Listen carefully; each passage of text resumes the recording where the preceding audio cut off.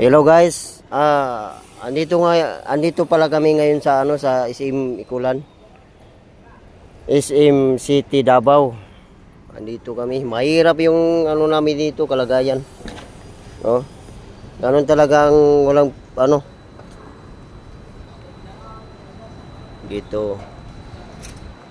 Ito talaga yung trabaho namin.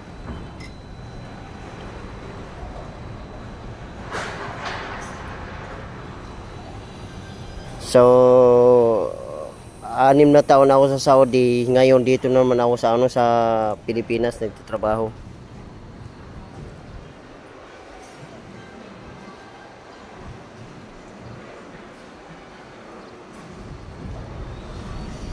Kita niyo mga building oh.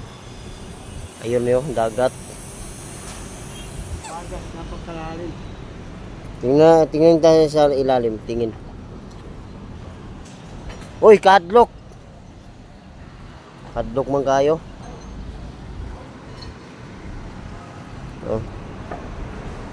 Pero kami dito, safety first.